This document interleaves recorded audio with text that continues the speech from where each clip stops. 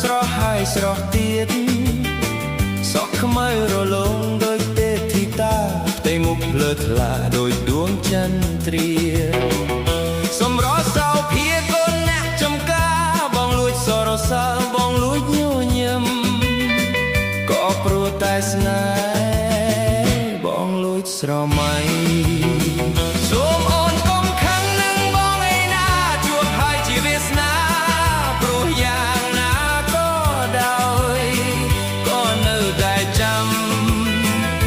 ស្ម័គ្របងស្មោះចំពោះតែអូន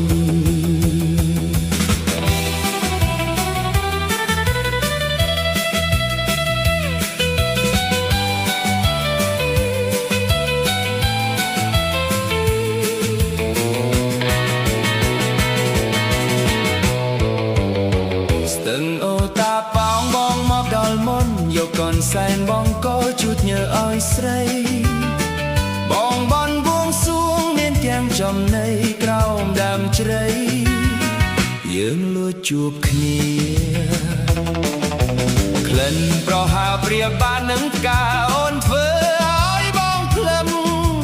ព្រោះនារីសោភារងចាំថ្ងៃស្អែកចាំបងមកទៀតមកជួបអូនទេពអប្សរ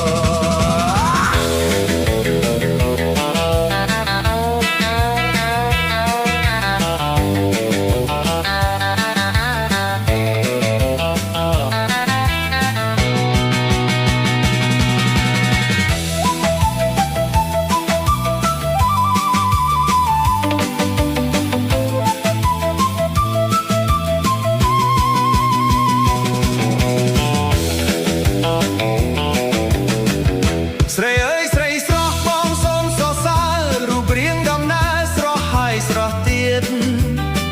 សក់ខ្មៅរលោងដូចទេពធីតាផ្ទៃមុខភ្លើថ្លាដូចដួងចន្ទ្រា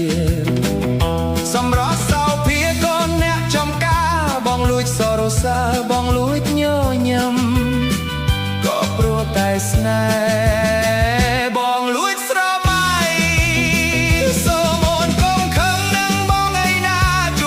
ជាវាសនាព្រោះយ៉ាងណាក៏ដោយក៏នៅតែចាំបងស្ម័គ្របងស្មងចំពោះតែអូន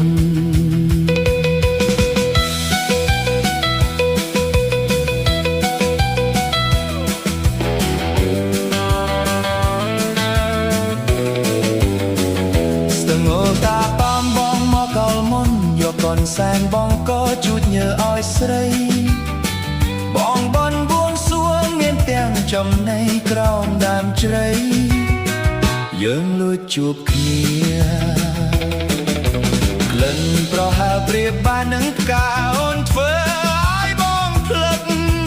ព្រោះនារីសោភារងចាំថ្ងៃស្អែកចាំបងមកទៀតមកជួបអូ